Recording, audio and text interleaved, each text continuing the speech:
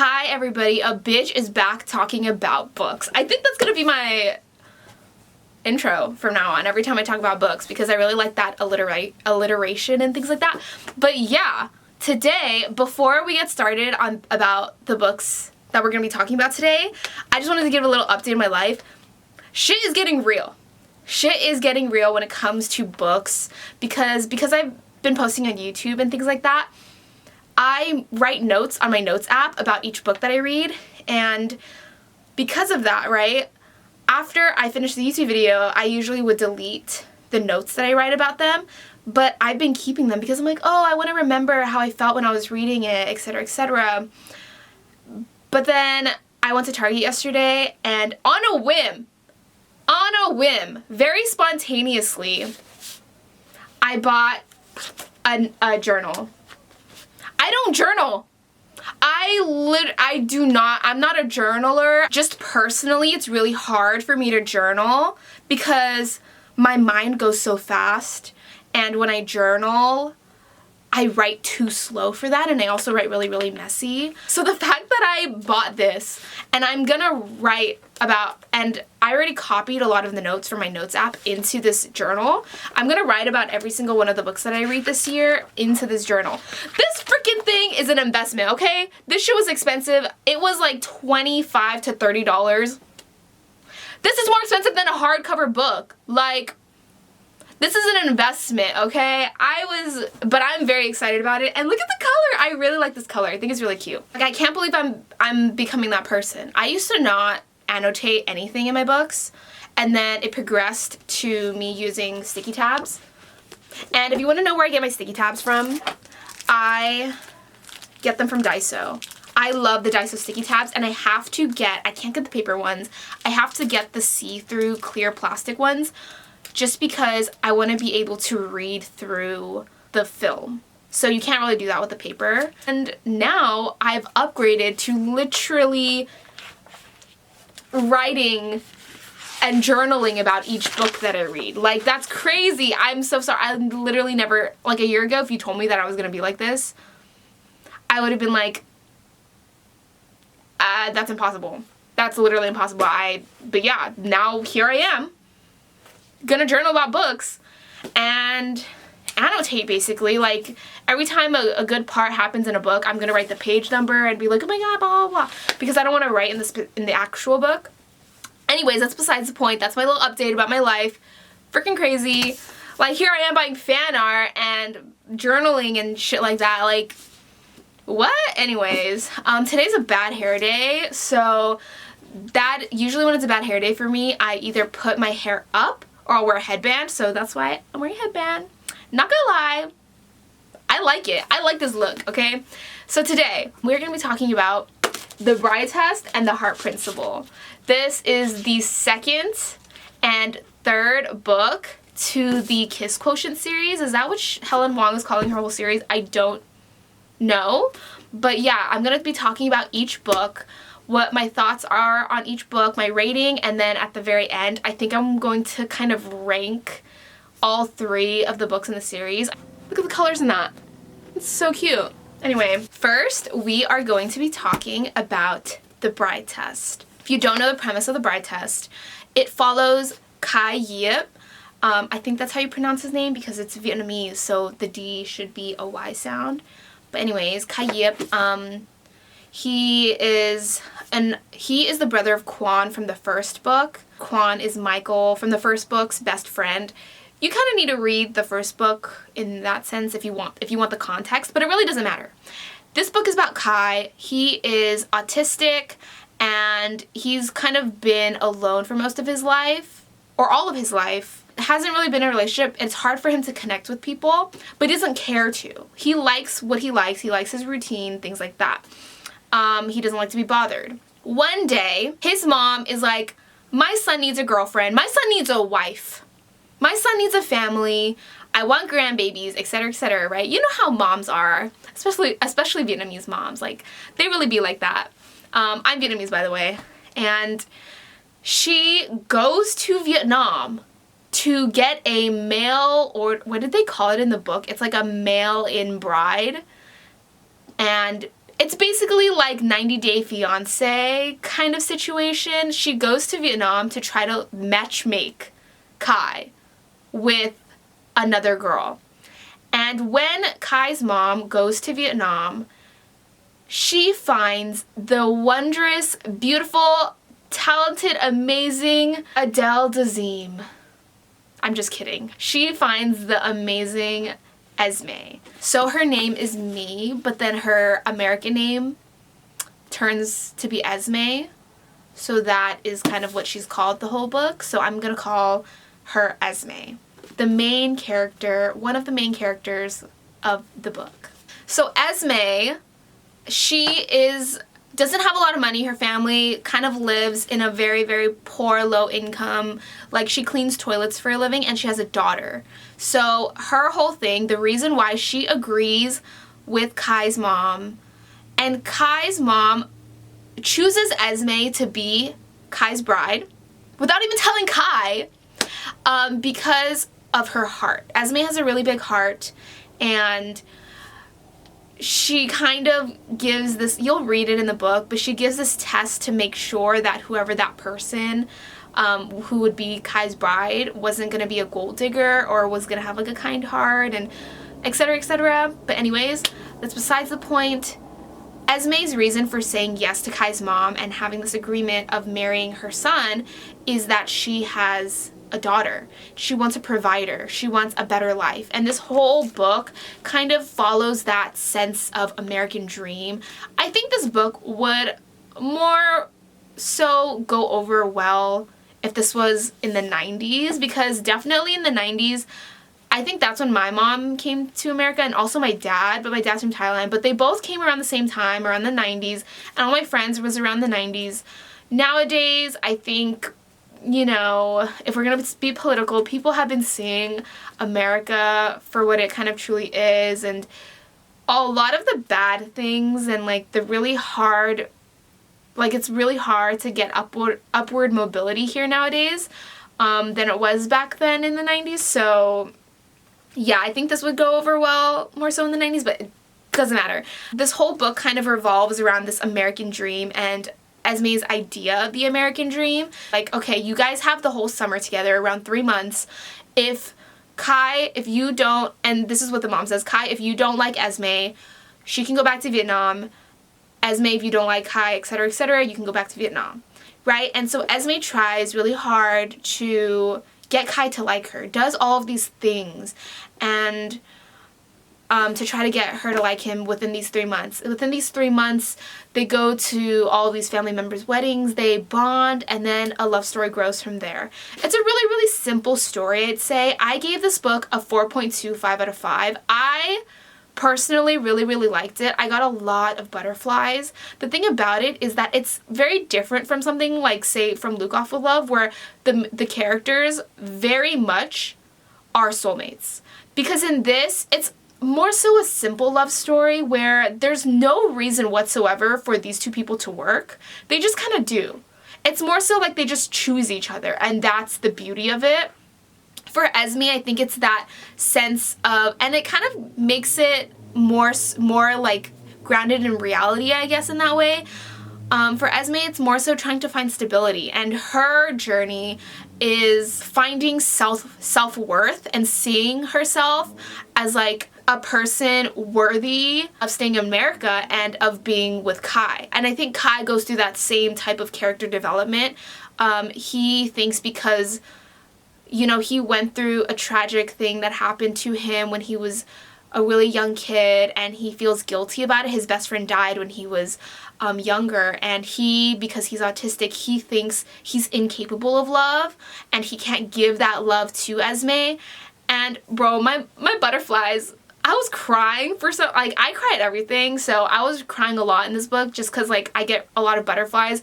Both of the characters feel like they aren't worthy for the other, and I kind of think that that's the reason why they're perfect for each other. Like, they both give each other that respect and equality to each other that they both needed. They both see each other as equals, you know, and I think that that's the reason why they're perfect for each other, and I really like the simplicity of that, because there's a scene where Esme breaks her ankle, has to go to the hospital, and she's like hot, she's beautiful, right? She's like this beautiful woman, and there's obviously the sexual chemistry between Kai and sexual tension between Kai and Esme, and when they go to the hospital, you know, there is a lot of people who probably would want to date Esme. Like, she's this very charismatic, very lovable person who's also kind of a people pleaser and things like that. When she was at the hospital getting checked up by the doctor was flirting with her and was like, hey, like, if you want a checkup, here's my number, like sliding her a card. In the grand scheme of things, I think,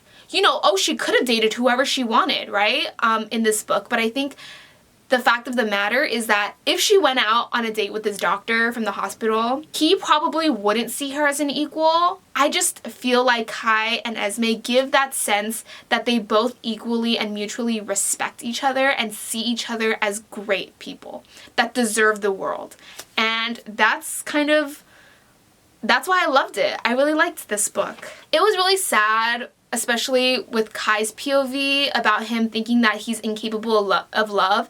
It kind of got really annoying towards the end because I was like, oh my god, he was so stubborn about it, but I get it, it is through grief. He was saying, no, I literally, like, I don't love her. I don't love her. I was like, bro, like, you're not stupid. Like, I get that, like, you're going through grief and you have autism and you think that because of that you're incapable of love, but like, Kai was taking, towards the end of the book, he was taking it to the next level. He would say all of these things for reasons as to, like, things that you do when you love someone, and Kwon, who's Kai's brother, was explaining to him, oh, why would you do this and this and this and this if you don't love her? Oh, you think about her all the time? So you love her. He's like, yeah, I think about her all the time. Yeah, I only want her. Like, there's no one else that I want in the world. I just want to be with her. I want to be in her presence. And then Kwon will say, oh, so you love her. And Kai says, I do not love her. Bro, what the heck? Yes, you do. Mans was making me think that he was stupid. Like, I know it's grief, but I just got frustrated with that. Like, Kai, I love you, but this was frustrating. Anyways, I gave this book a 4.25 out of 5. I devoured it. I completely devoured this. I really liked the representation of Esme, and I really saw my mom in Esme's character. There's an author's note in the back. I like how Helen Huang kind of explains how Esme deserves to be a main character, and I loved that because, you know, people would see someone as Esme, see the surface level and think, oh, she's only here for a green card. She's only here to, like, be a gold digger and, like, trying to take advantage of, like, people who live here. But in reality, that's not the situation. Esme is her own person. Esme has her own goals, her own motivations. I think it just gives so much more contextualization to Esme, and I really related to the characters in this, especially Kai being able to understand Vietnamese but not speak it and talk back, and has to talk back in English. I was like, bro, this is literally me. Kai is literally me, because I can understand Vietnamese, I just cannot speak back. I was like, this is too relatable. Anyways, great book, 4.25 out of 5. Now, let's talk about The Heart Principle. This is the third book in the series. Whew! This one is Kwon's story. It follows Anna Sun, who is a violinist, and she actually finds out in this book that she also has autism, and her whole entire life she's used masking and didn't know she had autism and wasn't diagnosed with it until she went to go see a therapist at the age that she is now, which is, I think, in her 20s. So this follows Kwon and Anna, but mainly it follows Anna. This, I feel like, is kind of promoted differently. Like, it looks like it's a rom-com. It looks very lighthearted. There's not much comedy in this at all, actually. This is kind of depressing. It gives me Beach Read vibes, where Beach Read, if you really think about it, it's kind of a depressing story about a girl and her grief about losing her dad. This has the same situation, and it's about Anna and her people-pleasing tendencies, which I think can be relatable because she's been so used to masking, so used to being the person that other people want her to be, especially in family. You know, in an Asian household, not just Asian, in many households, you could relate to this if parents have specific expectations on you. And this really follows Anna, her journey. And this shit was sad as hell. It was not really a romance. They started off with the romance, and then the romance kind of took a back burner to Anna's character development. If it was marketed differently to be not as romantic comedy-esque, if I kind of went in with that expectation, I would like it a little bit more. But I did like it. I did like this book. I gave it a 4 out of 5, but there was just something about the actual story where I didn't devour it as much as I did The Kiss Quotient and The Bride Test. For those, I was like, oof, like I was eating that shit up. This one, I was kind of reading it, and there was a lot of things that felt really profound. Also, differently than the first and second book in the series, The Heart Principle is written in first-person point of view. And Miss Helen Huang is changing her POV because she writes in third person. And usually, when it comes to romances, I really do like both third and first person POV, but I think that you get a sense of like the internal workings of a person with the first person POV. Like you can really get in their head because you're speaking in I'm, you know? Maybe Helen Huang is just a better third person writer because I did like the first 2 books more, and I don't know if that was just because of the POV, but I do see what Helen Huang was trying to do with this one in writing it in first person, because it really is about Anna's conflict and internal thought process. So basically, we don't really know what happens in this book. Anna, her boyfriend asks for an open relationship, so she goes on Tinder, finds Quan, and that's how Quan and Anna start dating. And I think the gist of the whole story, that's basically the whole relationship, and that's where the relationship and romance begins and ends. But more so is that the reason why the romance works is because they both, Quan and Anna, accept each other fully for who they truly are. Like, they can truly be themselves around each other.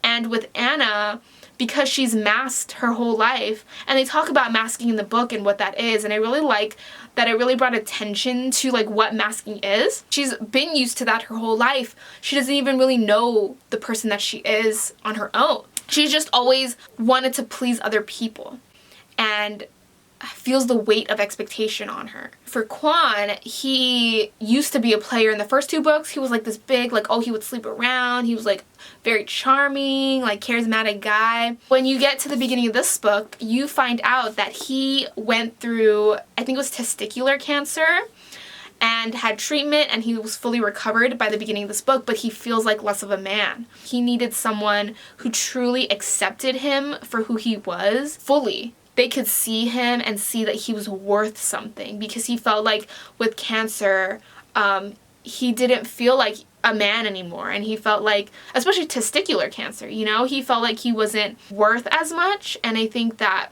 Anna really truly loved him and saw him, and they both did that for each other. So this book was really, really sweet in that way. The one thing I didn't like about this book was that the ending felt really rushed.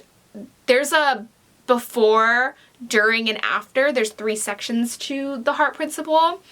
Before is before her dad dies. During is during a period of time where her dad, Anna's dad, is in a coma, and her like grieving and things like that. And then after is when he dies. The after part, I was like, we're going through months and it's like going by so quickly, you know? This one really, really discussed difficult topics about grieving and expectations and like being comfortable in yourself and finding who you are as a person. And I think in the grand scheme of things, it was a great book. It just wasn't a book that I was fully invested in, and I think that if I reread it, I would really, really like it. But I did give it a 4 out of 5 stars. It was really rushed at the end though. But yeah, the whole thing with her dad, I think he has a stroke, or he goes through something where he has to be in a coma, and so she spends months caring for him, you know, cleaning his diapers, and the whole family takes on this responsibility.